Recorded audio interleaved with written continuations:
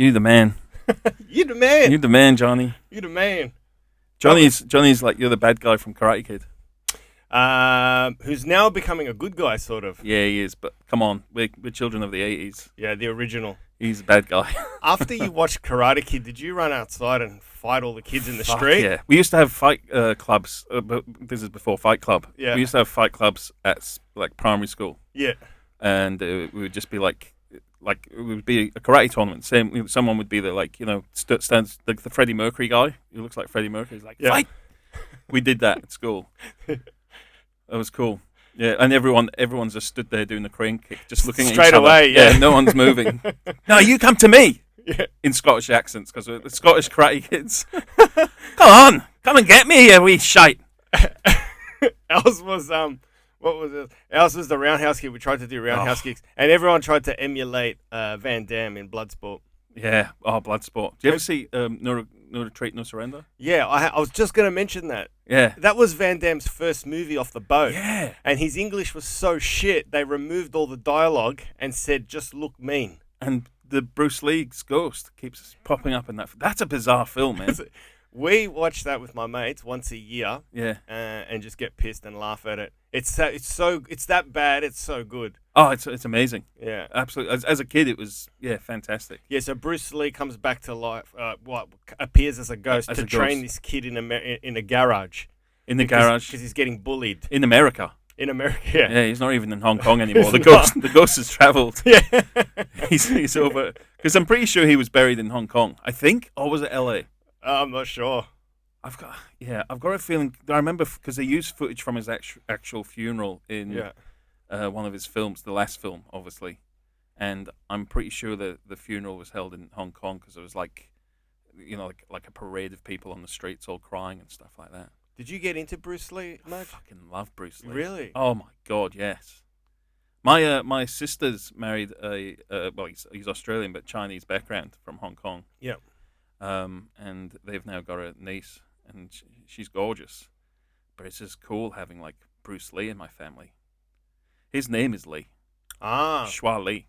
So you got a Lee in your family? Yeah, awesome. It's amazing. It's like if you went back in time and told me that you're gonna have your own Bruce Lee. You can't do martial arts. I don't think he can. But Jesus, I hope he doesn't watch this. No, he won't. He won't. Hiya. No, that's yeah. So he's yeah. It's I love Bruce Lee, man. Absolutely. Do you like Bruce Lee? I never really got into him that much, but I remember reading somewhere that he was completely injured. He broke his back, and for 6 months he stayed in bed and just wrote about fighting and developed a fusion of styles that he was going to merge together when he fixed his back. And 6 months later, when he fixed his back, and he started to like practice everything that he was writing down about fusing all these different art forms together for martial arts, and that's where he developed this particular style of karate. So it was like I had a lot of respect for him because I was like, during downtime when he couldn't train, he was still thinking about it. Yeah, thinking about the craft. Yeah, that's a good point. I asked you once how you write, and you told me, man, sometimes I'll get up for a piss at 4 a.m. Yeah. And something funny will happen. I'll write it down. Does that really happen to you? Yeah, it happened this morning. Happened this morning. Yeah, for like I've been doing this like sketch podcast thing. Yeah. And I haven't had any ideas for it. Well, I haven't dedicated any time either to sit down and have ideas for it. Yeah. And about 3 a.m, because I've got high blood pressure, so I take these tablets before I go to bed. Yeah. And they make you need to get up and go to the toilet once or twice in the night. Yeah. And you're always like, there's a weird like your thought pattern is very strange when you just wake up suddenly and get back into bed. Your dreams are strange, lots of lucid dreaming, things like that. But yeah, lots of ideas pop into my head then. And if it's funny enough, like if I giggle enough to myself while I'm in bed, they tend to stay in the head, and the next morning I'll write it down. You're but right. I came up with I think it would be a pretty funny idea for this sketch thing I'm doing, podcast thing. So that appeared this morning. Yeah, that's not how I completely write. Yeah, but a lot of things I do. How else do you write? What else do you? Because I talk about it with every comic that comes on because I'm just interested. I use a whiteboard, post-it notes. I talk out loud. Yeah. I go shopping down the grocery aisle with an earpiece in my phone, pretending I'm on a phone sometimes to talk out loud. Oh, right, that's a good idea. I don't like writing too much. I like pen and paper. That's it. Do you write the whole thing out? Yeah, Really? I'll write the whole thing out word for word. As I'm talking. 1,000,000 views! Exclamation mark! Yeah, A yeah, yeah. million. Yeah, Really? like that. And then I'll like if you went through, like, I've got pads and pads of, like, small, big, pads of paper, notepads, just full of. Some of it will just be like 3 or 4 pages of the same joke written again and again, just with a word missing, different word, different Until structure. you get it right. Yeah, I Right. did. I did that more when I started, just to and it's fun. People notice, man. Like, I had people come up to me, and I think they think, all right, this guy writes, like, he gets it, the word economy and laughs per second and things like that. And you quickly find people of a like mind, because some people just like to get up and just, whatever's on their head, just start ranting, and today I ran over a cat, blah blah blah blah, and that's enough. They think they've got enough to go with, and some people do. They just get away with pure charm, I guess, and can do that. But you never do that, even when you're going. It appears a lot that you go off script, but I have started to. That's Yeah. a new thing. Okay. Like that's a completely new thing. Do you do have you done stream of consciousness on stage where you're just ranting about a topic that you've just thought of, or do they have to be really with you for you to fuck around like that? I feel like if you get them early, sometimes you can try something that's a bit out there, maybe, for me. Like a bit. Well, look, my goal has always been to be. When I don't know what it was like for you, but for me it was like I was always the funniest guy when we went out for a drink, or playing soccer in the changing room. I was the funniest guy, or in a band I was the funniest guy, and everyone's always saying, you should do stand up, you should do stand up, and that was like, that went for years. And eventually I give it a go, and my goal is always to be as relaxed as I am with mates on stage. So, like, if we're hanging out before a gig and we're having a laugh in the green room, I want to be as relaxed as I am at that moment on stage with, 80 strangers, or And what 10 strangers, or whatever. What percentage of gigs can you accomplish that? Has that been half of your gigs so far? Or? No, that's something that's I reckon will take 10 years to get to. I'd imagine. I don't know. I reckon, like, when I look at someone like Bill Burr, that's what he's doing. He's like he looks just so relaxed that in front of 1,000 people, he can just walk out. There are 1,000 friends. Like, there are 1,000 fans of this guy, and he can just walk out and just has them from the first moment. And I'm not saying the 1,000 fans is what I want to get to, but just that people can tell, man. I reckon the audience can tell. I did a gig with you earlier in the year where it was like it was at the Rubik's with Kings, and I was so nervous. It was like their first gig back from the big lockdown. It was like one of the first. So what was specifically making you nervous? The fact that you hadn't done it. in a while. Okay. Hadn't done it. And just as I was walking on, I said to myself in my head, just walk on there and try and look like you know what you're doing. And I reckon, for the most part, as soon as audiences look at someone that they think knows what they're doing, they'll go with whatever you say. Hey, you had a really good gig that time. I did, yeah. Yeah, I recorded it. Yeah, and even Billy came up to me after and was like, dude, that's the best I've ever seen you do. Yeah, that's great. And I said to him, yeah, man, I think it was just doing this. And the reason for that is I did a gig with Steve Hughes at the Trades Hall, this charity gig. It wasn't just Steve. Chris Wainhouse was on, Richard Stubbs. And Steve Hughes walked out, and you could tell the audience were like, who the fuck's this guy? Oh, they didn't know him? No, because they're not a comedy audience. These Right. They were first responders. It was like a mental health first responders charity gig, and Breakthrough Ride, I think they're called. And Steve, he was introduced as, your big headliner for the evening, and you could just see people were like, Steve, who the fuck's this guy? Dave Hughes, I know him, but who the fuck's Steve Hughes? But just from the way he walked on stage. And he even took his time to like get to the mic, pick it up, took his coat off or something like that, put his drink down, wherever, and then he addressed them. But you could tell just the way he walked on and looked at them and did all that shit.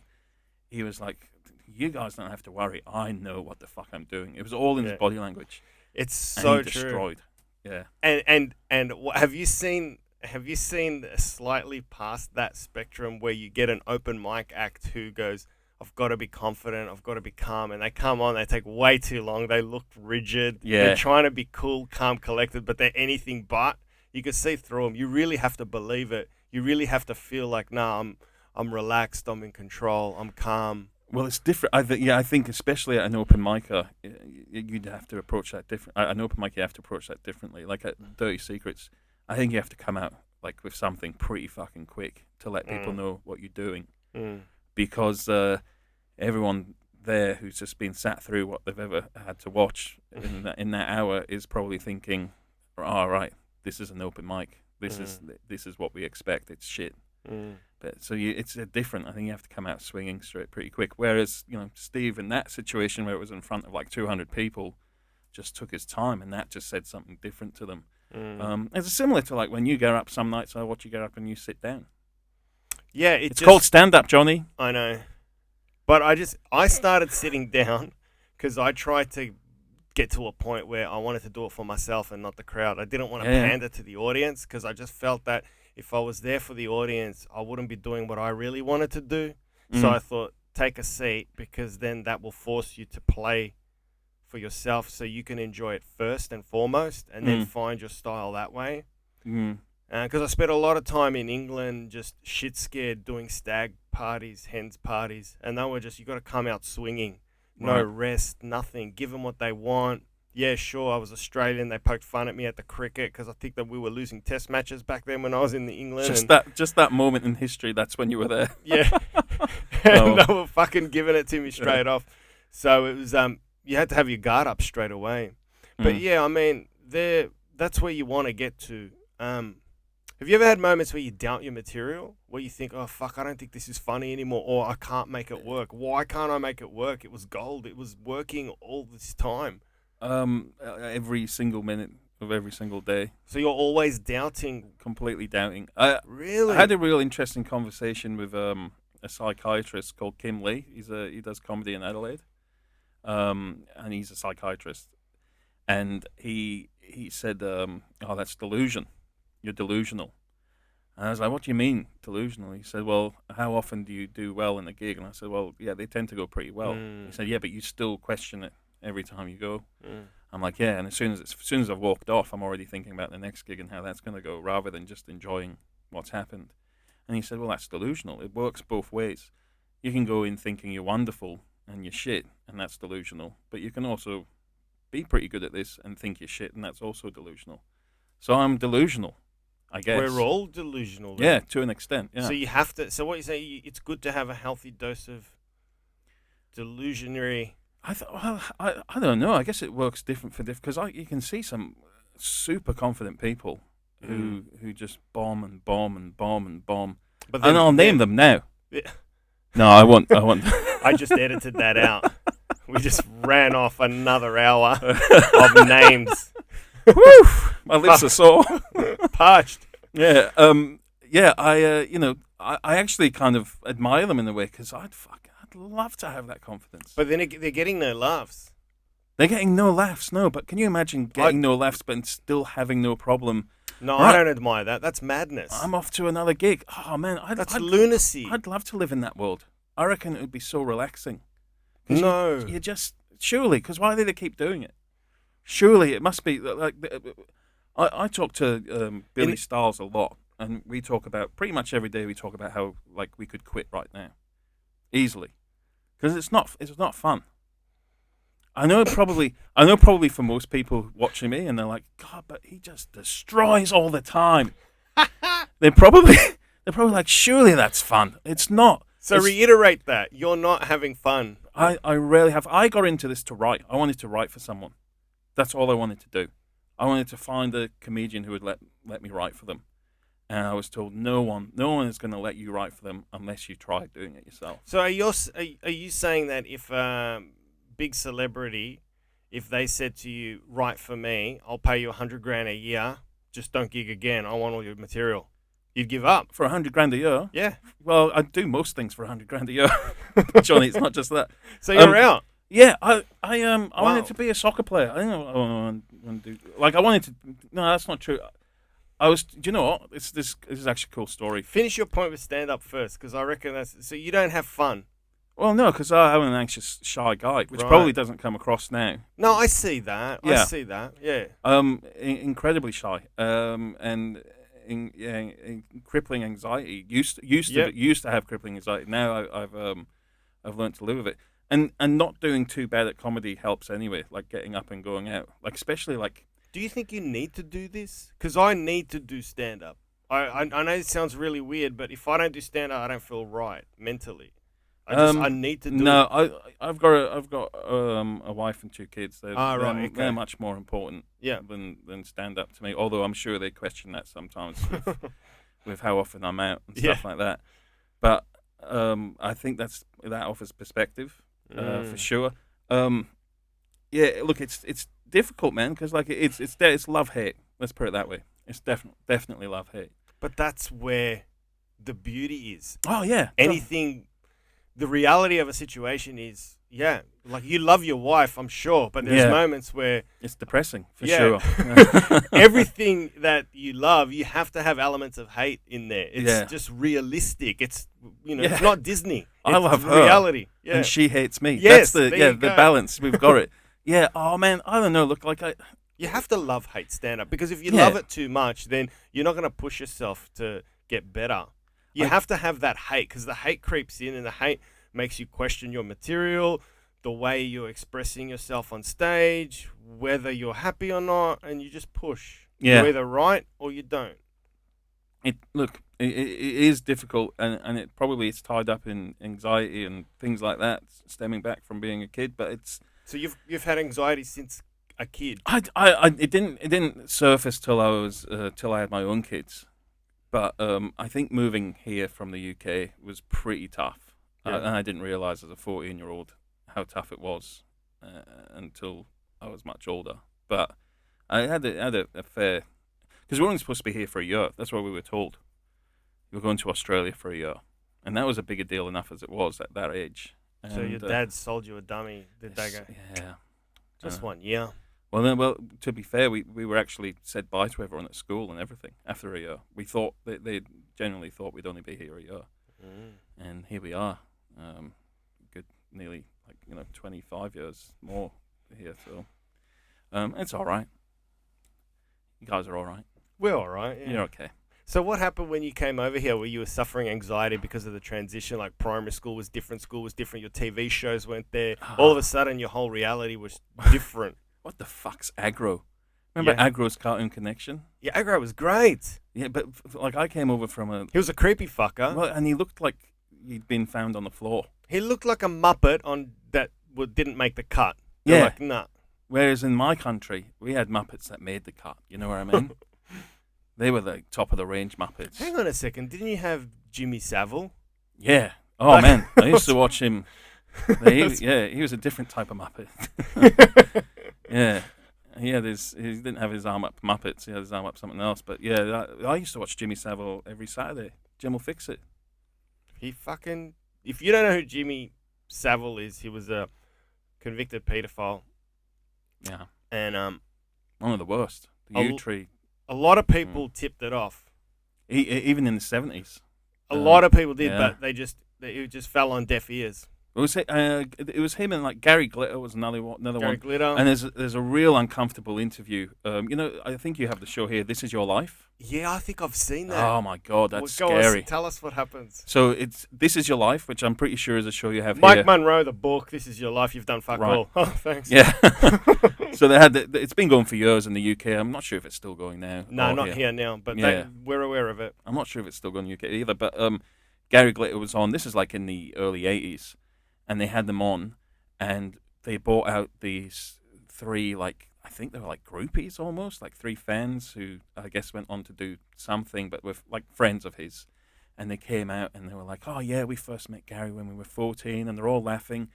And she mentioned stuff, we used to go to his room, and he was like waving his arms like, no,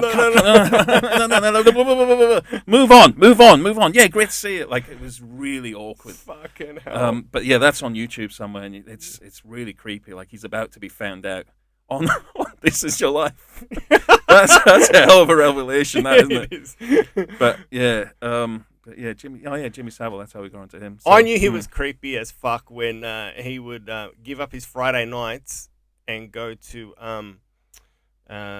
mental hospital and just stay overnight with the patients and shower the patients, God. and they were all like kids, and everyone Island. thought, oh, what a great guy, but no one questioned it. Oh well, people did actually. Sorry, but no one. They did. What do you call it? Johnny Rotten from the Sex Johnny Pistols Rotten in the 70s was in called the it. 70s, yeah. Yeah, but you can't touch the elite. Nothing's changed, man. Nothing's changed. Now they're just Jimmy Saviles are just running the whole pandemic. No, that's bullshit. It's their fault. The lizard people. It's Yeah. the lizards. Yeah, vaccine, microchip. Mm-mm. I love those people. They're a lot of fun. Do you know what? It just We makes need it them. more interesting. That's for exactly sure. right. For sure. They've been around for centuries. Have you heard David Icke speak? Yeah, heaps. I love it. I Oh. went to see David Icke, and people thought I was nuts, but I said to him, you sit down with a box of popcorn to indulge yourself in a science fiction fantasy like Star Wars. Completely. Why not just spend that same money to go to a David Icke show, sit front row, and hear a guy take you on this wonderful adventure that the Queen's a lizard from another planet? Do you know what, though? Fucking gorgeous. Even if it's true, like if it turned out to be true, it would change nothing. Do you know what I mean? Like I would still go home tonight. Did you guys see that? Like the lizard people, it's true. Yeah. The lizard people are true. Yeah. What's for dinner? Yeah, let's sort something out. It doesn't change it. Like 9/11 changed nothing. The day 9/11 happened, I was watching that eating a packet of crisps, chips, whatever. But like, it changed. Like it wasn't like that was it. Like that was such a huge event. Like you remember You where were you going, were? holy fuck? Yeah, but I I was at the Comics Lounge. Were you really? While it was happening. I was at the Comics Lounge. Shit. Chris Franklin was emceeing. Wow. And Chris Franklin came out after the break, and he's gone, like a wonderful news reporter that he is. He goes, "Oh, we don't know whether to keep the show going because 2 planes have crashed into a building in New York." And everyone starts laughing. He goes, "No, I'm not fucking joking. I'm serious. 2 planes have crashed into the towers in New York." And then there's silence, and then Dan's like, "Just fucking end the show." And we ended the show, and then Dan had set up a TV at the front bar because this is so long ago. And we watched it. And then there was this sense of panic. For some reason, it was like, everyone go home. Yeah. It was so strange. It wasn't go to Macca's or stop off somewhere else. It was just go straight home. Yeah. Because you don't know what's going on. There's this fear that this is happening. What can happen here? Is it an attack that's like happening at the same time? Is something going to happen here? So we all just went home and yeah. Do you know what would have been amazing? If Chris Franklin said, New York's under attack by the Middle East. They've crashed 2 planes into the 2 towers. Anyway, Akmal. Let's get him out. That would have been incredible.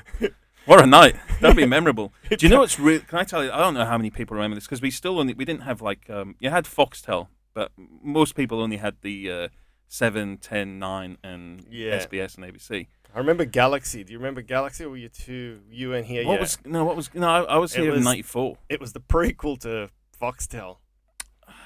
No, we had Optus Vision. That's the only one I remember. Okay, yeah. So anyway, sorry I cut you off. That's right. On Channel 10, the night because I know it happened in the evening for us, and then we had the whole day of waking up to all the news about what's happening in New York. That evening, there was a film on Channel 10 at 11 o'clock that started. So it was just World Trade Center news all day, this terrorist attack, and then the news finished at 11 o'clock, and I'm like, oh, here's a movie to watch. And the movie, I shit you not, it had the guy, what's his name? He's in Beverly Hills Cop, and he's in Vice Versa. He's the tall, skinny guy, white guy. Anyway. Not Nick Nolte? No, I forgot his name. The opening of this film was a plane flying into a fucking building in New York. And the pilots are going nuts, and it just the plane's about, and I'm watching, going, what the fuck's this? And then it all stopped, and they were in a flight simulator. They were learning to be pilots, and the film's about these 2 guys who want to be pilots, but they fail, so they become air hosts and Hostesses. It was a comedy film, but the opening scene was them crashing into like a big sky rise building On the night of September 11th. on the night of September 11th. Fuck, that's weird, man. Like, surely someone at Channel 10 was just like, oh, fuck. Just put, They didn't. put Problem Child on something. Like, what the fuck? The Garbage Pail Kids. Anything. Yeah, Kurt Just- Russell, Escape from New York. Yeah, it's anything, man. But Yeah. there was that, and me and my mate were watching it, just like, what's going on? Fuck, were you young? Were you too young to remember Challenger? What year was that? 86. Yeah, I was 5 or 6. So I remember Berlin Wall. Remember that being a big deal. But I think that was 86. I remember Chernobyl. You do? Well, it was a big deal because we were kind of like being warned of acid rain and things like that. Right, yeah, of course. Because we're not that, miles-wise, we're a lot closer than we are here. Well, so it was yeah. a problem. I think Perth and Melbourne is like London, Moscow. Yeah. So there you go. It was a thing. I mean, remember the clouds from the volcano in Chile were stopping flights over in Perth.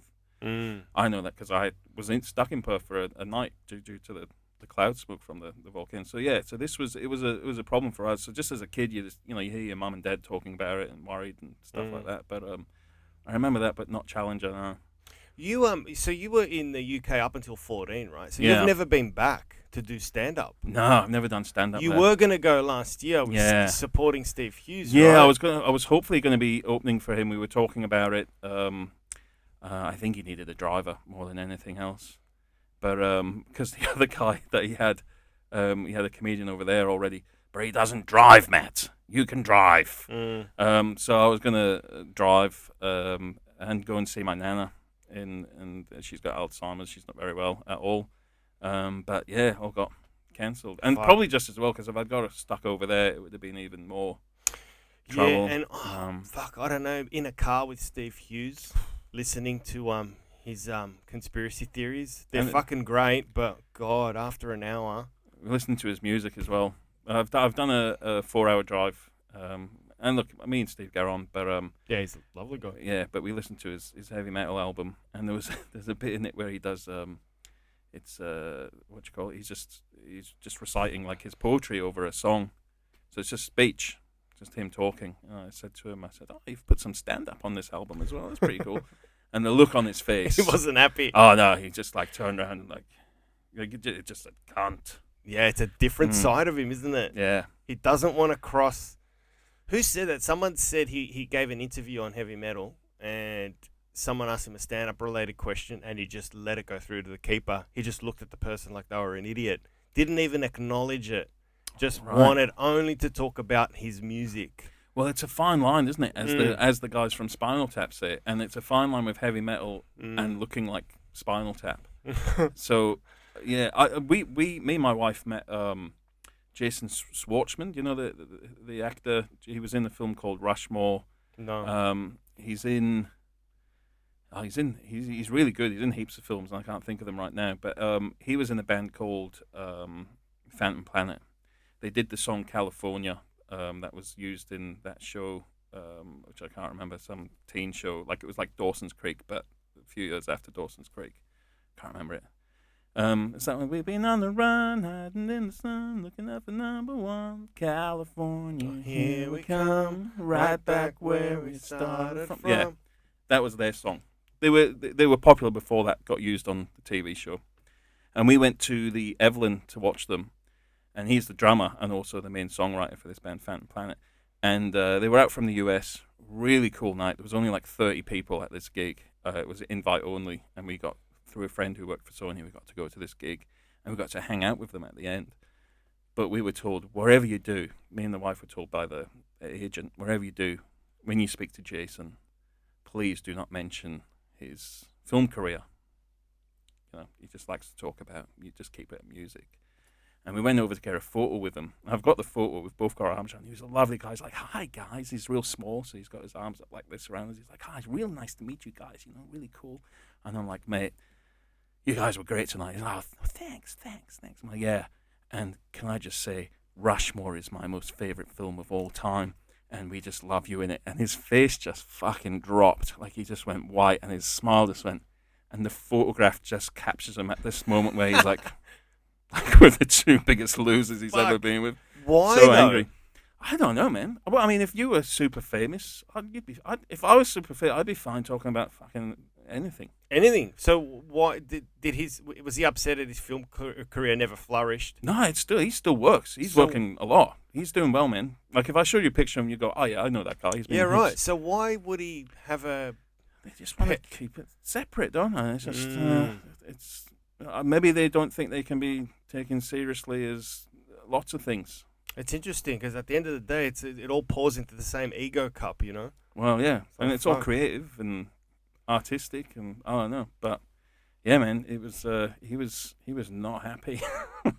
But we got our photo with him, and I'm not talking like a little mobile selfie. This is like a proper photographer walking around taking photos. This is before cameras were on phones. So, do you miss your days of like being a frontman on a band? Nah, you don't. Nah, because you got as high as you got as far as like Triple J. Yeah, we were on Triple J like for 3 months almost every day. What were you called? Brilliant Fanzine. It's the shittest name. We picked it out of a hat. Literally picked words. Where did fanzine come from? Fanzine's like a magazine made by fans. Oh, okay. So it's a very British thing, I think. Although you have like fanzine shops here. So it's like photocopiers and texts just written on paper, and you make your own little magazine, staple it, and you'd sell it. You know, like at unis and things like that. So unofficial fanzines. I think we were going for like do you know the band Teenage Fan Club, or you might have heard the name. Doesn't matter if you haven't. No. We were like Teenage Fan Club. So we put two names in a hat and just pulled until they were the two best sounding ones. Honestly, the two best sounding ones out of a heap of shit. One of the worst things about being in a band is you're dealing with like 4 or 5 other people who have ideas, and that's what's shit. Whereas the great thing about comedy is I'm dealing with one person who has brilliant ideas, and amazing. And I just get to share that brilliance with all of you. So that's it, man. That's how much it's just so much easier doing comedy. So yeah, absolutely, I can completely understand that. So having said that, were you clashing creatively? Oh man, we had a fight on stage one night. Holy fuck! At the Apollo Music Festival. How many years in were you at this stage before the fight broke out? Because I just want to get a grasp of the tension building. Are we talking 5 years old, this band? So that was like 2003, 4. I think we released 4, 5. So it was 2006. So yeah, we were 3 years in. So 3 years in, on stage. On stage, yeah. In front of 1,000 people? No. We were very lucky. We were on at the same time as UMI, and they were like the main headlining band. Wow. Okay. So we were in a room that would fit probably about 200 people. Oh, actually, maybe it's more like 100 people. My memory's thinking 200. There was about 30 people there. I was really sick all weekend. Like as soon as we got in the car to drive to Apollo Bay, I had like a gastro problem. Oh, fuck. Yeah. So I was like getting up out of bed, off the toilet, just to go on stage for like a 15-minute set, and then going back to bed and just being like so ill for the whole weekend. And this was our last gig. The guitarist, we'd had a gig in the morning, and it went really well. That was like in front of 200 people. It had been brilliant. And then our last gig in the evening was coinciding with UMI headlining at the main tent. We were in a cool room, but they were in the main tent, and everyone had gone to see them, understandably so. Our bass player and guitarist had just got on the gear and the booze and everything all day long. And by the time I woke up and went to the gig, it had just exploded. There'd been a fight breaking out between the two couples, their respective girlfriends, now wives. Were having argy-bargy. They weren't talking to each other, and it was just fucking nightmare. Was it about something creatively about the band, or was it? They were just high. They were just drunk and high, and it was more. I think the two girls had. I don't even know what. Like I said, I was sick. So it got physical on stage. Did it get physical? No, I don't think it got physical. I think we had to. We made the bass player leave. We were just going to play without a bass player, but then he came back. But he was like, look. He was being a dick, but he was being a dick because he was off his face. He's a lovely guy, and But I just remember, like, this is all happening behind, like, the full-on argument. Yeah, because you're the Like, front pushing man. and You're shouting. But I had nothing, because I'd been sick all day. And I just, like, looked out at the, like, 30 people that were there. And one of them was a girl who, she stayed in touch with us because she saw us early in the day, thought we were brilliant, and talked all her friends out of going to see you Oh, and no. to come and watch us. So you've got sinuses and gastro. Yeah. Doing half-assed performance. Meanwhile, behind you, the guitarist and the bass player weren't And talking. they're all swearing at each other. like having a full-on shouting argument on stage. But playing the notes as they're going. No, stopped. Oh, Nothing happening. shit. Yeah. There's nothing Were happening. you singing or did you just hum? Did you hum? No, or? we didn't even get to start. Like, we walked on stage, and this is kicking off behind me. And I'm like, Oh, I'd love to see that. Oh man, it was insane. And You got video footage of it? Nah. And because it's before all that. It's before people filming fucking everything. So what do you do at that stage? Are you the type of person that's going to turn around and go, hey, guys, fucking come on, let's do this show? Or do you just go, let them run their course, I don't care? Well, what can I do? That's kind of, I've always been a bit of a loner. And that's kind of the way I normally operate. But what I did is I walked over to our box of CDs and I just started handing them out for free to everyone in the audience and just saying sorry. They sorted out something to an extent. I got up on stage and said, hey, don't do drugs, kids. And we started playing, but the bass player was like singing. We turned his microphone off because he was just singing, or like, it was just, carrying on, being a twit. It was just, you kind of knew it was the beginning of the end, so to speak. It's a shit feeling, isn't it? When the beginning of the end feeling washes over you. It's a sad feeling because you're not out yet. But here we go. It's a different chapter now. It's the beginning of the end. Whether it's a breakup or your band breaking up or a personal breakup. That moment. It's that moment when it crystallizes, know, this is going to be shit. Because then all of a sudden your motivation is withered. Yeah. How do you go in? Well, your love for it. Your love for it's gone. So. Mm-hmm. That's just it. And it just, I think because I felt that sick, I just didn't really give a shit. One of the main problem was a couple of weeks later, we got interviewed by a pretty big music site at the time. I can't remember the name of it now. And this woman who was actually a friend of someone in the band, I think, friend of the drummers. She did the interview, and she asked me about that, and I explained it to her just as I did to you. But the story that she released, there was punches being thrown, like that. Like she took it to that level. She lied to get us because it was more interesting. Was she a journalist? Yeah. She was a music. I think she worked for the Enemy in the UK, but she'd now moved out to Australia, and she was trying to find a feat. So I think it was called like the Dwarf, or I can't remember the site. It was like a big music site. I can't remember the name of it, but and it probably doesn't exist anymore. Like I said, this is 2006.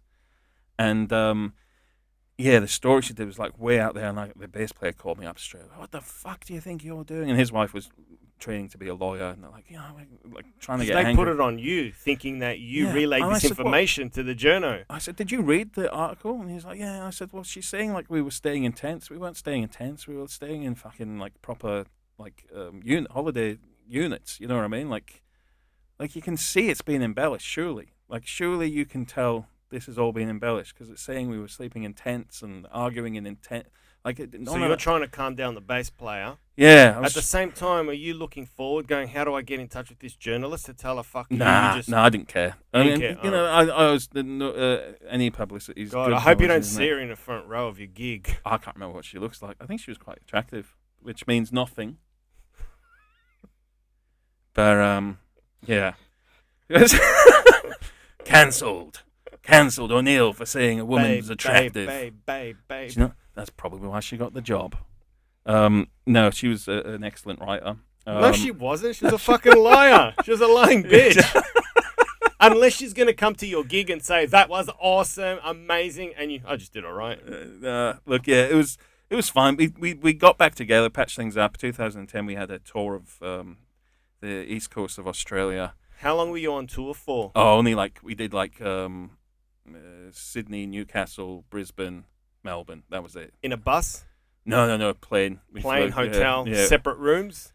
No, we're in cool digs together. Like cool. What we one night we stayed in like a shitty hostel place in Sydney. That was a bit shit. That was probably the worst. But you're getting along okay? Yeah. Everyone got on That's fine. great. Like that was still simmering, but we just kind of. I think we kind of all maybe felt this is the only time we're going to do this. Was this the last attempt at trying to go forward? Like, I think everyone just almost wanted something to tell the grandkids at one point. Like, I always enjoyed just doing the studio stuff. Like, I even enjoy that now. Like, I enjoy doing this little, like, podcast thing I'm doing at home sometimes more than I do. Like, it's easier. I don't have to go in the car. I don't have to have that anxiety of trying to find a car park and then walking in. It's great seeing mates. Like, tonight when we're doing a gig tonight, when catching up with you, Mimi, John and Izzy, that's brilliant, that part. But then looking at the audience, are they going to like me? Oh, what jokes that they just liked? Yeah, I think they'll like my one that's similar to that. Or, oh, I don't know. Oh, no, they're going to hate me. That's it. That feeling all the way up to the moment you actually walk on stage, I could do without it. Something's happening to you, though, on stage. I've noticed in the last 6 months you're asserting your presence on stage more. You're not allowing the audience, you're telling the audience, I know what I'm doing. Even though you may not, you're trying to sell some confidence, and it does work for you. Yeah. Have you noticed that? Like, lately you've been going, I know what I'm doing. There's this air of confidence about you. Yeah. Which is a good thing. Yeah. But I saw you one gig where you were too confident and the crowd didn't like you. But then I saw you the next night and you pulled it back a bit to give them that sheepish look that you give the crowd sometimes, that playfulness. Yeah, it's a balance. I think that was a beautiful balance, like 3/4 confidence and 1/4 sheepishly looking at the crowd cheekily. And that playfulness of you is very, very attractive to a crowd. They love that about you, man. It's a big draw card. Yeah, it's and I don't know how to put my finger on it, but it's also that's just who I am as well. That's like I'm normally a bit cheeky and sheepish. That's that thing I was saying about getting to the point where you are just who you are off stage in normal life. I know there's some people who go up and act or whatever, but like that's where I'm trying to get to. But the that came about during festival. Because you did like a solid month. Yeah, for me, which is a lot. And you gigged alongside some really good fucking talent, man. Yeah, it was really next good level. Talent. It was probably the closest I'll get to an experience you had being in the UK. Yes, absolutely, because you're amongst Gordon Southern. Yeah. John Lynn, who's brilliant. John Lynn, Rory Lowe, who's great. He's a firecracker. Heavy hitters, man. Yeah, and it was the first night I couldn't match.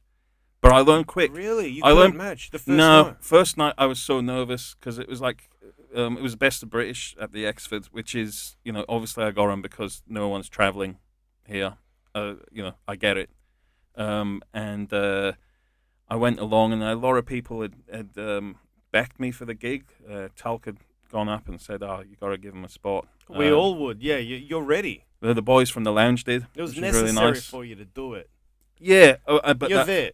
That's very kind, but the first night, I just, like, it was all right, but it just, those guys are going at 10, you know what I mean? Yeah. They're at 10, 10, 10, and then I came on, and it was like a 6 or a 7, and, most people, if they listen back to it, would go, fuck, you did really well, man, but I was just like, no, I was too nervous, but then the next night, I went in and I turned it on its head. What was the difference from the next night? You were more like, nah, fuck it, I'm just going to go for it. Whatever happens, happens. Yeah, but that wasn't the turning point. The turning point was like about a week later, I was doing Kings with Izzy. And we were both, it was me, him, and Pete Jones. And we were all having a chat backstage. And I was like, I fucking hate this. And Pete Jones was like, really? I was like, what we've basically spoken about tonight. And Pete Jones loves it. He loves comedy. And you can tell in his performance. He's fantastic. He enjoys it. You can see he's having fun. And he loves being a gig pig. He loves going from one gig to the next and just getting up. Yeah, well, he ran a bet with Aidan Taco Jones, who could do the most gigs in a year. Right. So, yeah, he loves it. Gig pig. Yeah. And I was like, oh, well, fuck you. Like, I don't want to talk to this guy. I want to talk to someone who's like, where's Billy? Where's my Billy? Where's my Billy boy? Where are you, Billy? Izzy was there, thank Billy's God. who you want as a pilot when the plane's going down. Yeah, nah, look, it's not looking good. I think we're fucked. Obviously, clearly. Yeah. What's the point, man? What's the point in going on anyway? Let's ride this bitch into the towers. Izzy was there, and Izzy was like sat in the corner by himself, looking a bit sorry for himself. And how you go? I was like, man, do you hate this? And he's like, fuck yeah. I'm like, really? He's like, fuck yeah, I hate this. I'm like, I hate this. Why do we hate this? Why are we doing it? Why are we doing it? And we had a really good chat, and we both went on and fucking smashed. And I went on and had what you're talking. Like, I couldn't give a shit anymore. In fact, it's almost now getting to a point. Comedy. The audience is coming to sit there and judge us. That's where it is. I'm trying to flip it on its head now. That's why I sit down sometimes when I feel like it. Yeah, well, to try and turn the equation. I'm judging them. That's what I try and do. I'll even go through the audience and say, "You're doing good. You're doing good. Yes, you need to I've seen improve. you do that. That's Someone, great. let's move you over here. This is shit." Like it's almost like no. I know I'm getting paid and you've paid to come here, but fuck yeah, I'm judging you. Like you need to lighten up. Melbourne crowds are shit in music terms. They're shit and they're brilliant. They're shit because they're tough, but they're brilliant because they're tough. So you're only going to get a breed of comic who is fucking good. I shouldn't say shit. They're not easy, is what I should have said. Yeah, we know what you mean. You got to work for it. Yeah, you got to work hard. I love it. It's like the New York of Australian comedy. You just got to be fast, quick, and if they don't like you, they'll fucking let you know about it. Oh yeah. Whereas the Gold Coast, they were laughing at the setups. Yeah. You know when they laugh at a setup, you just like your bit 1 million views. They'd be like going berserk at that, and you'd be like, "This is too easy." It's too easy, and I find those gigs aren't that fun. It's interesting you say that, yeah. Yeah, I did I think it was like the fourth time I did the lounge. I was on with I think it was Ben Lomas and Adam Rosenbach. We were both there, and it was a Tuesday night, and which I don't know. That's cool. Tuesday's cool. I'm just saying it's Tuesday night, and they'd both been on way before me because like the superstars go on early because they've got to piss off home because they've got to get up early to do the radio or whatever the proper job is. Yeah, I'm on last. Me too. So I was on. But I just tell everyone I was headlining. But last is fantastic. Well, yeah, it's great because they've seen so much good comedy that there's not much left in it. So you got to really wring that towel out. Well, and I love going on last. Yeah. No, I've started to enjoy more doing gigs where there's not that many people. I like a little open mic room. I enjoy doing that more than because it's hard. It's more hard work. Like you can really stand out in a room where everyone's dying in front of 3 people, but in a room where there's like 200 people and they're just laughing at, like you said, setups. How do you stand out? How do you prove yourself to be the funniest in the room? Not that that's the game, but that feels nice sometimes. But like, how do you like differentiate? And that was the thing with this night at the lounge. They were both in the green room saying, "Oh, that was great. That was just they're so easy. You're gonna have a great time. They're so easy." And I was like, "Oh," it was the first time I'd come across it. I was like, "Oh," and I get it now because like sometimes if you're gigging as much as those guys do, a few easy ones would be really nice, I'd imagine. So you're not just like, fuck, every time I have to like pay attention and think, what am I going to do next, and how am I going to say this, and how am I going to deliver it? Whereas if it's just like you said, laughing at setups, I can just go out there and do whatever, and it's going to be easy. You can just go in cruise control for the night. But it felt like cheating. It just felt like it was shit. Like, yeah, sure, it was great in front of that many people, but I got more out of doing it in front of 5 people and getting something out of them while everyone else wasn't. Like that was more of a challenge. So why do you do it if you hate it? Again, if I can ask, if you can distill it. Yeah, it's Can you distill it into a single or not yet? Well, I think because like I said originally, I wanted to do it just because I wanted to write, and I was told no one's going to listen to you if you don't actually do it, and so I went and did it, and it was really hard to do. Like I was really nervous, and as I went along, you start to realize I'm all right at this, not that bad, and I think there's maybe just a glutton for punishment. I don't know. What else am I going to do? I can't play football anymore. That's one of the reasons I'm doing it as well. Well, this is where I want to go. Why do we do this? I hate it. We do this because it kind of defines who I am now, because I've been doing it for 19 years. It's too much a part of me. But you say you almost use it as therapy, were you saying? Oh, yeah. Therapy. Do you love it, or? love-hate, Love-hate. which I think is on a fundamental level correct. The correct answer for anything you do. I went surfing this morning, and I only caught 2 waves in the whole hour. Every other wave, I slipped, fell off, head first, couldn't get up. But 2 waves, I got up. It was a love-hate relationship. Yeah. That's the way it should be. Yeah. You gotta hate stand-up sometimes. You gotta hate what you do sometimes, because then it makes the love feel like real love when you love it.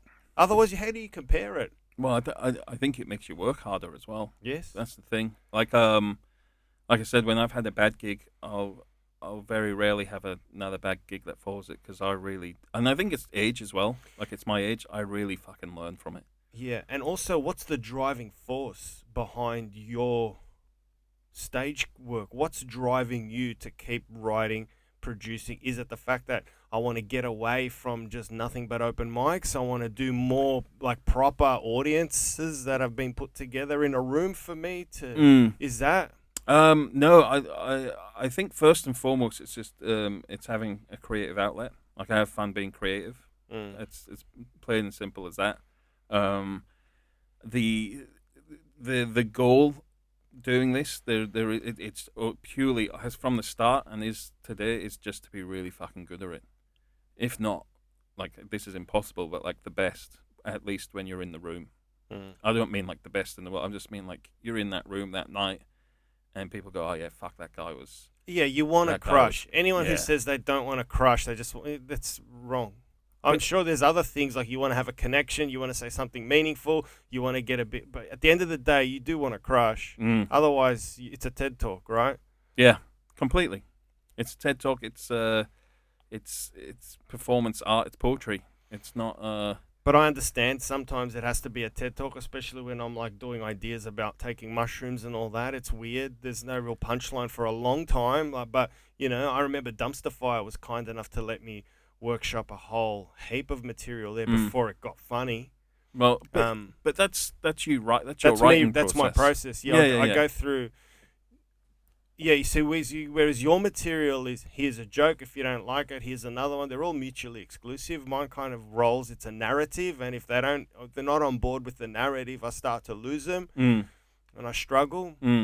Whereas you could sort of chop and change, mix it up. Well, I think that, the interesting thing is, it's all about being funny. That's what it is. That's our job.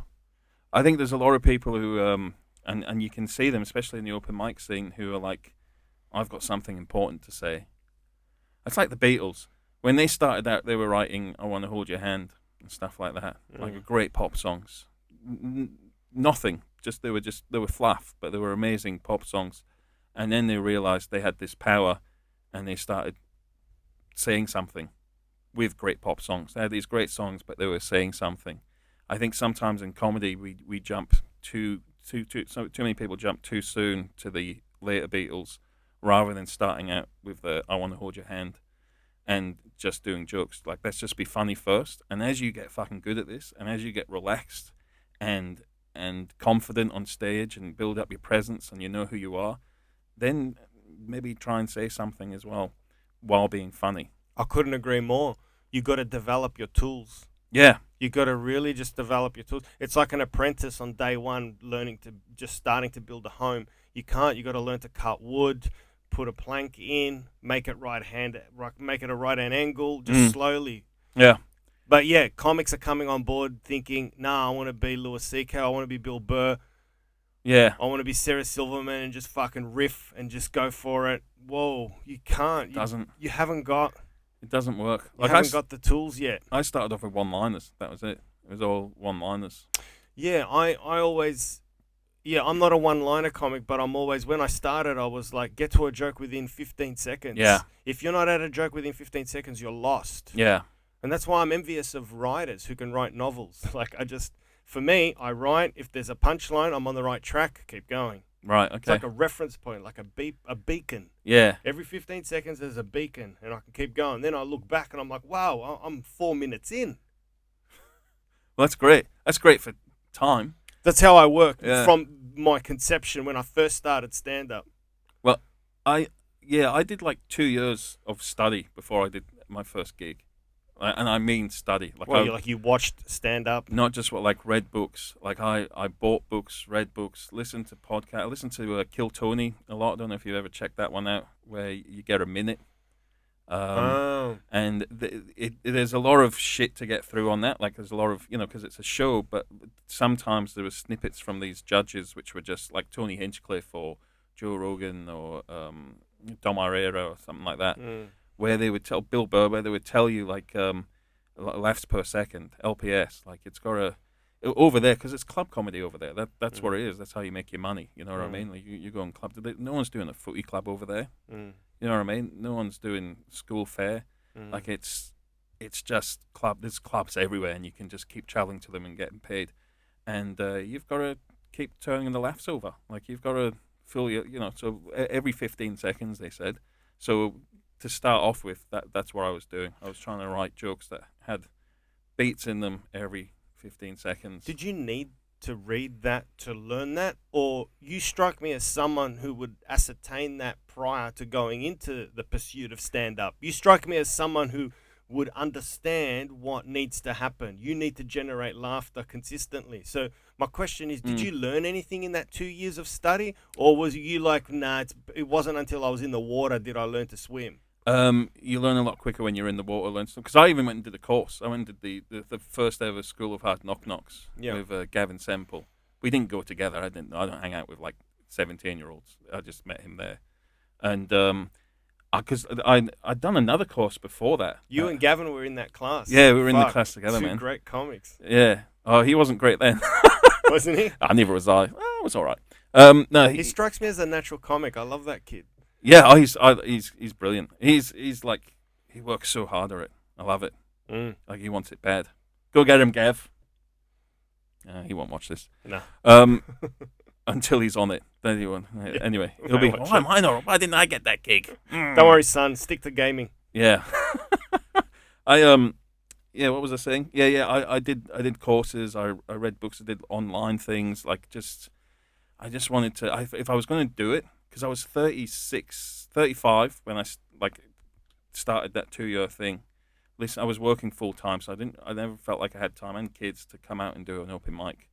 I did the course, and the course was like it was good to get up in front of a room of 8 people, say these jokes I'd written, and get laughs. I was like, oh, I can do this. But I feel like I could have walked out after that and just gone to an open mic and took off.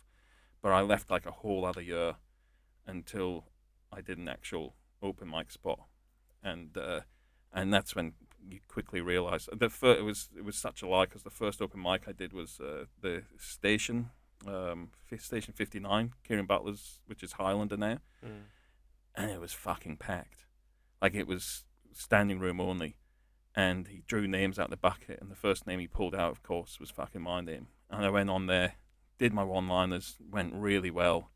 And I was like, wow, this is the greatest rush. This is brilliant. And what a bunch of lovely people. And the audience, they love it. Next mic I went to, there was like 3 people in the audience, and people just not talking to each other, and that real clique that everyone talks about, which I think's diminished somewhat, but was pretty apparent back then. And I was like, this is the worst thing. What am I doing? Like this is just shit. But there's something catches, man. Some sort of bug gets into you, and you're just like, I need to go out and be the center of attention for 5 minutes and see if people think I'm as funny as I think I am, which is what it ultimately is. It's funny you say, you've been doing it, you said 19 years now. 19 in July, yeah. And you know what's funny? I think so. There's the perfect answer right there. 19 years in, the Johnny Katz saying, I think I know what's funny. Yeah. We're all watching you going, fuck, this guy's fucking one of the best in the country, and second to O'Neill, and they're like, we're like, and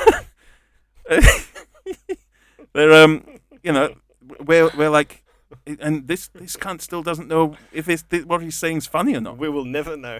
I guess you can't know for sure ever.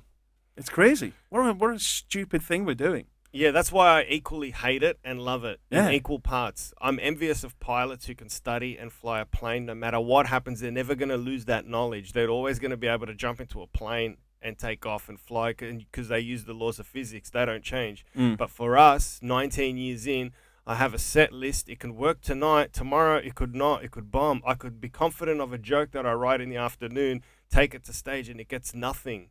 But that's where the fucking magic is. I'm at the fringes of this creative beast, and I don't know whether it's going to work or not. But it gives me adrenaline. That adrenaline gives me a sense of being alive, Mm. and that's why I do it. You do. I know I've spoke to you after one of the gigs we did, but I really think you were onto something where you sit down, and then you get up when the rant as the rant builds. You get up out of your chair. I enjoy doing that at the lounge, Right. Because it's such a big stage. I even like it anywhere. I liked it when we did that gig out in Hurstbridge. Yeah. Like you kind of like you laid back and then Hurstbridge, that's a great gig. It was weird, wasn't it? It's Me, cool you, little- Lucy Best, and Barat. Barat. That's Yeah. good. But as it builds, you get up out your chair. You're in people's faces, and you're going crazy and crazy, and then boom, it lands, and then you retreat back to your chair, and you're like, Yeah, because I've noticed it's like one thing I'm doing. I don't know if it's correct, but as the intensity of the joke is approaching the punchline, I want to be in their face. Yeah. And then as the punchline is given, retreat back and begin the next setup. So like waves. yeah. It's so fascinating to watch. It feels man. natural, but yeah, sometimes it works, sometimes it doesn't. But yeah, it's just Yeah, but it's all that even the movement, and this is the great thing about this art form, is stuff like that all adds to it. Even though you've written this great joke with words that you're using and the way you say them, the cadence and everything like that, all goes into it. Little movements like that, how you hold the mic, or even how you move up and down the stage. Another great one's Evan. I did a gig with Evan on Friday night at the Royal Brighton Yacht Club. Brooksy's Yacht Club. Yep, Brooksy's Yacht Club, and Evan, man, like I know he works really hard at it. He does, and he's like going on to another level now. He is, yeah. He really is. That. And it's this. He's almost like he's worked out the pattern, the order of what he's doing, and it sets up this character.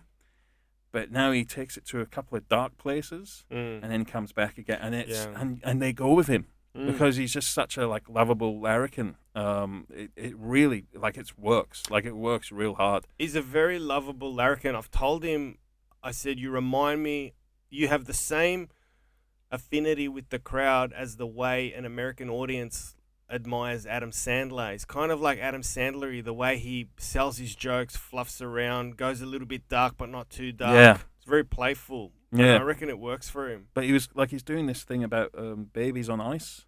Yeah. And it's like, killing now. Whoa, like that's super dark. Like that's really like kind of evil stuff, but he makes it like so fluffy somehow, and it's really good. Like I've lost the last two times I've heard it. And the Brooksy's gig we did, it was like a room full of 60-year-olds. And I was interested to see if he'd actually do it. Did he? He did. Did it work? Bloody oath it did. Yeah, it was great. fantastic. And it was like, Good. wow, like that's even Because more they could be of a tough sign. crowd. Yeah, they can They're be. a bit pretentious. Well, they can be for some, Johnny. They're easy for some of us. No, it was fun. They're a fun crowd, man. Yeah. But yeah, they're a bit on the posh. But the best was at the end. This guy came through to me and Evan. He's like, "Oh, great show, guys. Especially you, Matt." But I did that bit. But he's like, and I've just bought dinner for everyone. I've got a horse in the race tomorrow, so I'm hoping it wins. And we're like, "Oh, you got a bit of a flutter going, have you? You got a bit of a bet?" And he's like, "No, I have a horse." The horse, yeah. yeah. Oh, the horse is you own the horse. Yes. And I'm like, Brighton. "Oh, yeah, of course. Look where we are, the Brighton Yacht Club." So yeah. Absolutely. It's bizarre, man. Mm. Are you one thing I wanted to ask you before, but we shifted.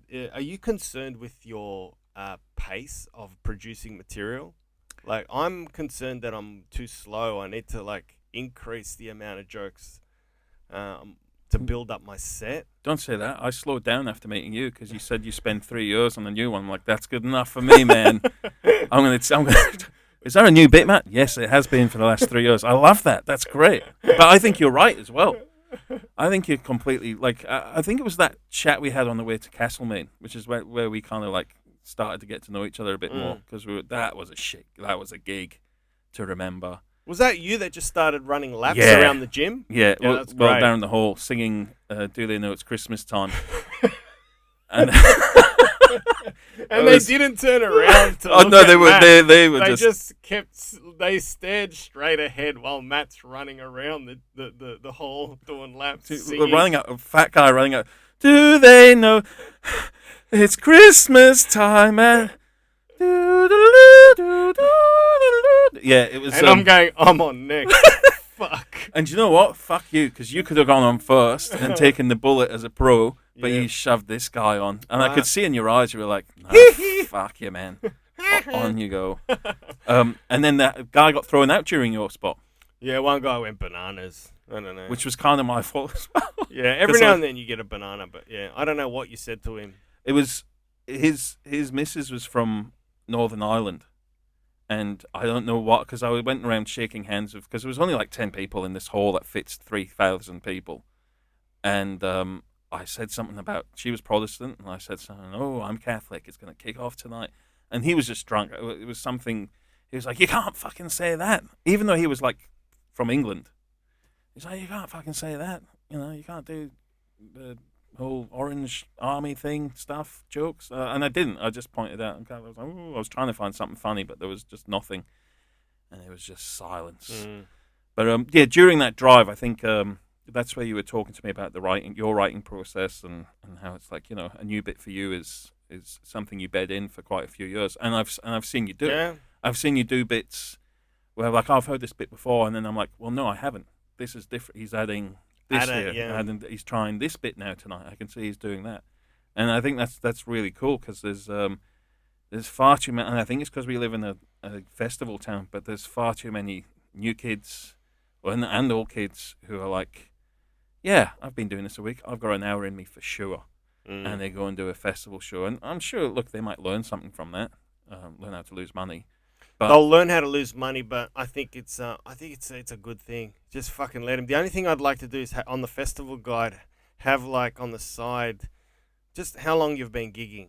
Yeah. Like how many years you've been doing stand up, and like I could write 19 and then do a show, have a couple of quotes, and then if people see it, go, let's go see this guy, and if he's shit, that's 19 years of wasting his fucking life. Yeah, that's a good point. There's no way for. My friends always ask me, who do I go see during the festival? And because they can't work out who's good and who's not in that in the guide. Unless they make it invite only like Montreal, but they're not going to do that.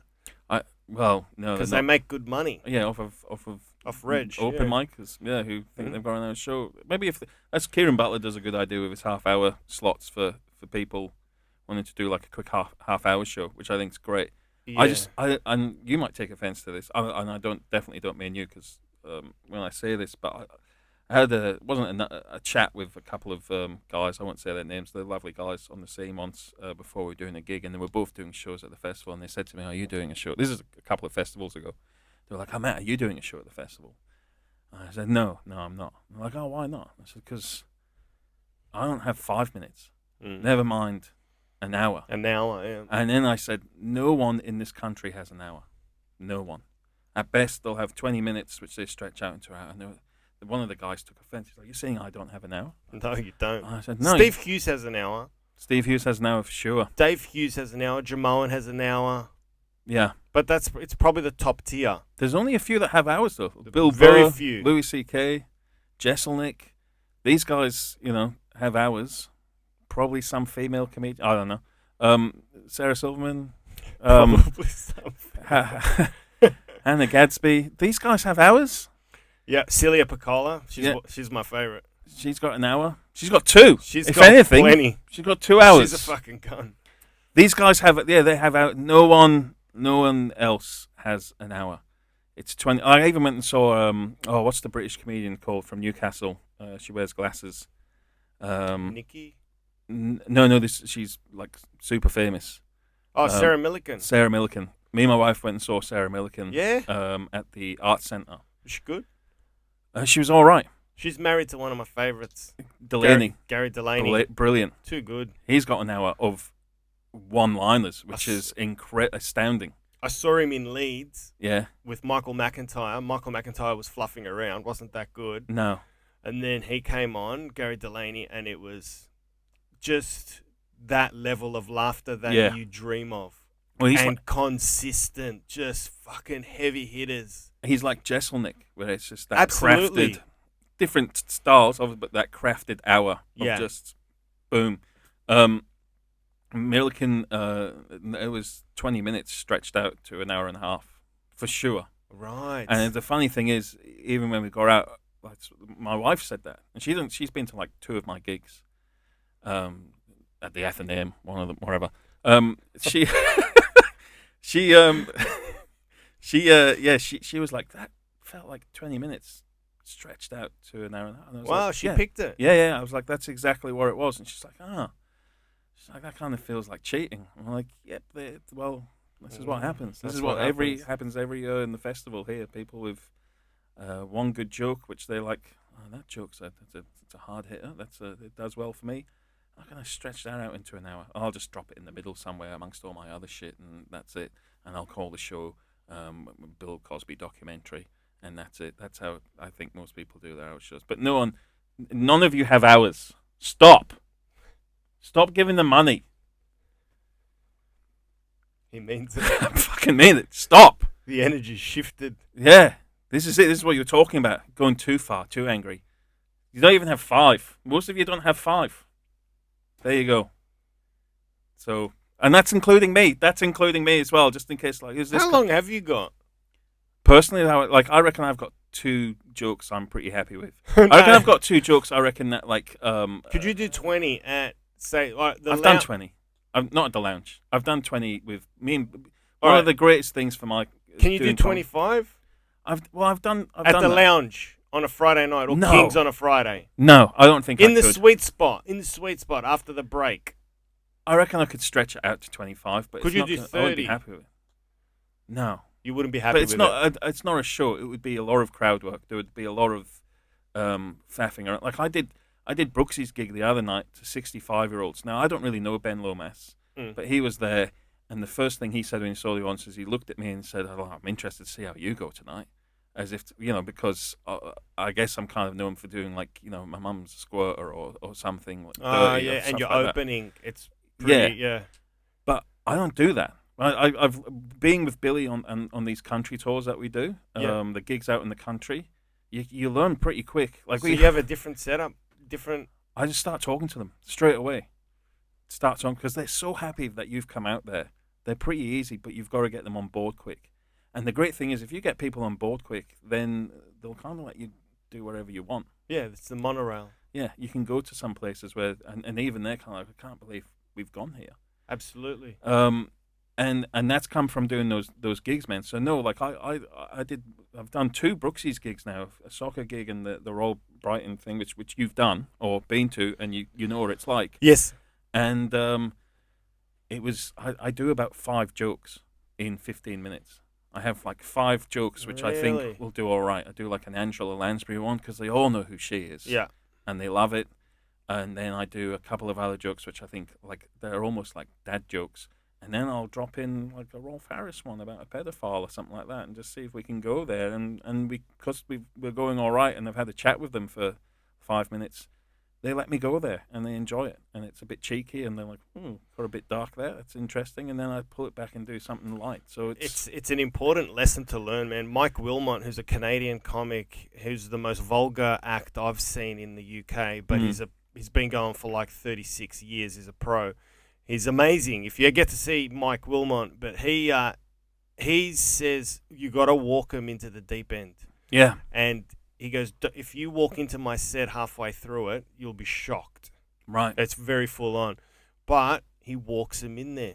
And dead set, man, by the end of the night, they're loving him. And he's so fucking vulgar.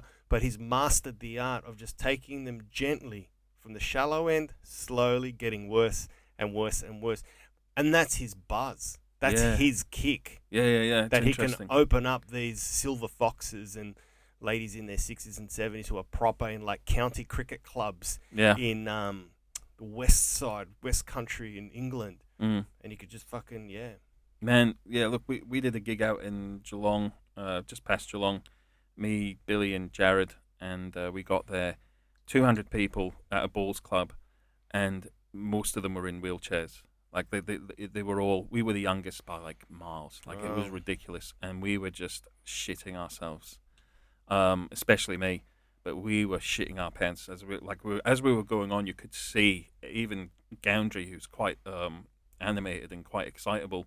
He was low. We were all low. We're like, this is just going to be a fucking struggle, and we feel bad for these guys because they're just not going to go with it. And it ended up being the greatest night of comedy. Still to this day, I've been part of. Like it was electric. They loved it. Isn't it a valuable lesson? You learn it time and time again, but it never sinks in. Never judge a crowd until you've done the gig. I've been to gigs and I'm like, oh man, they're not gonna like me, and they love me. And then I've done other gigs where I'm like, I can't wait to get on. They'll love me, and I just go okay. Yeah, it's so fucking strange. But definitely, you struck a chord with country gigs, man. You really learn so much by doing footy clubs, netball clubs, cricket clubs, any sort of country Vic gig. It's so stressful, man. Like, because you just don't know what you're gonna get in terms of even the setup. You don't know what the gig's gonna be set up like, let alone the crowd. Whether they're going to go with your city references, like, will they know Brunswick? Yeah. Will they know it's full of fucking hipsters? And all this is swimming in your head, but... Well, you see, I try and write stuff that I like to think would work anywhere. Apart from, like, the Rolf Harris thing that would work here and in the UK, and that's it. Yeah. But I did gigs in Hawaii. I was supposed to do gigs in LA, but I ended up in hospital, and they would have been awesome. But that's thanks to the Nelson twins. They got that. But the gigs in Hawaii were just absolutely fantastic. You made the paper. You crushed. You're on the front page. Of Hawaii? Yeah, you I crushed. Should be, yeah. But no, you did really fucking well. I had a good one, but it was... Did it spook you out that you did so well? Like, we were all happy for you, but were you like, fuck, I really clicked here? Do you know, I think... Do you know why? Well, the thing I was worried about was they wouldn't understand my accent, because I have a problem with that here, even though I've lived here for 14...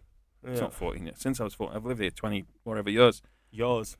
Yeah, you see? But over there, they don't give a fuck about your accent. They really didn't. And there was never once I had to repeat myself. Not once. I don't know why that is. But just, if I ask for a Coca-Cola, if I say, can I have a Coke here? I always get, sorry, what? A Coke. I have to say, can I have a Coca-Cola, please? I have to make sure. Over there, they were just like, yeah, we'll get you a Coke. Maybe Hawaii's really exposed to tourists and they get the lingo. LA, and it was all through California and Hawaii. They just got it. Where did you crush the most? Was it Hawaii? No, I only ended up doing Hawaii because I was because I was sick. I was in hospital the night I was supposed to do this. You poor fucker. Yeah, but So why did you? Have you worked? I don't know. Do you know why you crushed so much there? I'm just. Have you? Can you put your finger on it? I think it was a breath of fresh air. Because it's a very different. Your act is very different. Like, I can't wait to showcase you to my friends because I'm like, you're not going to see stuff like this. Well, it's different. I think for them as well, it's a bit. For them, they had. I went on after a guy from Chicago, a guy from San Fran who'd come over to gig there. And it was all the confidence Americans have. Like, I know we were talking about earlier about people who have confidence. Super confident. They are, but they hold the way it's like they've been doing it all their lives. Fake it till you make it. Yeah, and they just talk, and this one guy, because I gigged with him twice in the short time I was there. Sorry, 3 times, because we had 2 shows back to back one night. But he delivered this punchline with such confidence and just let it hang. Almost did that at the end. And then I said, blah, blah. And each time it got absolutely nothing. What? But anyway, you've been a great audience. I'll hand you back to the MC. And he put the mic back in the stand, walked off. That's lunacy. Well, this is what they were like. And he shook my hand and we were having a chat. And he's like, no, they're a great audience. Great. I was like, no, they're not. I was like, maybe that's what they do here. Maybe it's silence. Maybe that's how they, maybe it's like a Melbourne music crowd or something like that. They just sit there and nod their heads in appreciation. Dude, that's lunacy when you fucking can't hear laughter. Maybe it was deaf. He's adding laughter in his subconscious. It was really bizarre, man. But then I went on and had it. Like, it was just such a fun night. There was a guy over there who I remained not in contact, but like friends with on social media, and he seems to be getting bigger and bigger in Hawaii. I don't know how it transfers to, because he was a very local based comic. Like we did, he was on before me at this gig, which was almost like in the ghetto of Hawaii, which is still really nice. Like the ghetto of Hawaii is like Turak almost. Like it was a beautiful area, but it was full of all these like big black Hawaiian people and black Americans. Like it was like full on like rough crowd. And he went on and he was actually speaking in their language, their native language, and they were going nuts. Everyone was going nuts in this room. It was like about 100 people, and I'm just stood there like, how the fuck am I going to follow this? I don't speak their language. And, that's hard, man. And it went off, man. It was awesome. And it's just because, like I said, I try and write stuff which is it's just going to translate just anywhere you are. That's one of the things I learned from Kill Tony. Not just wherever you are, but also stuff that's... it's not like, oh, did you see the news this week? So-and-so's happened. It's like, no, try and write something where it's like your mushroom thing or something like that. You Universal. can do it anywhere, anytime. What's a good way to be?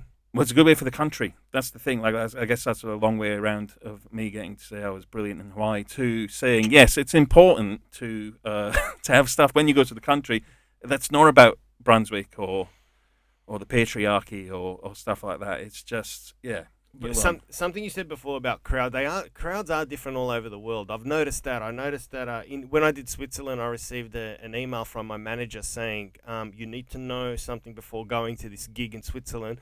They don't laugh a lot. Don't freak out. They will acknowledge a joke with a golf clap. Wow. And then stifled laughter will build throughout the set. So in the green room, we were like, oh, this is going to be interesting. So I've gone on first, and sure enough, I did a joke about, how they're wrapping some Swiss Alps in alfoil to stop it from melting the ice caps because of global warming. And I said, that's going to look like a Toblerone, blah, blah, blah. And little golf clap, small little golf clap. And then as the set built, they started laughing more and more. There's a black circuit in London. And the black circuit in London is the material they like, what I noticed, less whimsy, more direct. Relationship stuff thrives, especially when the man looks like the victim, like a loser. Self-deprecating, that kills. And lots of table banging. And they laugh with their heart out, man. They bang tables. If you're smashing, they'll just bang, bang, bang tables while they're laughing. Yeah, that's wow. Fucking unreal. That's crazy. Did you like doing them rooms? Loved it. I just wish the Swiss would fucking go to a black gig. That's so they just remain neutral. This is how we laugh. Yeah, exactly. The whole time. The whole time they just can't stop. Can they? Yeah. So Hawaii was raucous. Hawaii was so much fun. Yeah, Mimi did some gigs there as well. Oh, did she gig there as well? Yeah. I think they were a bit quieter when she was there, as in like the numbers. Because maybe we were there during like holidays as well. I don't know, but I think she really enjoyed it. They're lovely. It's such a small. There's like 30 people on the scene. That's it. Did you treat it like a holiday as well with your family? Well, I was there with my family. It was a holiday. All right. So when all this bullshit is over, will I go back? Will you go back? I'd love to. They started doing a festival. The Hawaii Comedy Festival. That would be fucking fun. Because Hawaii's not that far away from us, man. It's 10 hours. When we were going to LA, you're looking on the map and on the screen with the little Indiana Jones red dots, and you're like, and it was like 10 hours in. I was like, fuck, can we just land now? This is shit. 10 hours isn't far. Evan Hawking's got gigs where you're 10 hours in a car. Yeah. And that's like you're still in Victoria. Yeah. So this is what I'm saying. So like you're looking across at Hawaii saying, if I could just land there right now, this would be the perfect flight. And you can fly there on Jetstar, man. It's expensive. It's an expensive place. Like it's not cheap, but it's not super expensive. Yeah. I thought it was like American, they have things like priced low. Nah, it was pretty. Really? I mean, it's the dollar as well. Okay, take into account, but it's but they're so nice. It really I'd never wanted to go to Hawaii. We were just going there purely as like a stop off on the way home to break it up and have like a few days by a pool. But it ended up being like it's like a paradise. Like it's absolutely insane. So I'd go back there if they'd have me in a heartbeat and do comedy there. It was a lot of fun, man. All right, man. We've got to wrap this up. Yeah. We've been going on and on. Thanks for coming in, man. No, thanks for having us. I Johnny. really appreciate it. Let's go get a burger. Yeah, let's do it.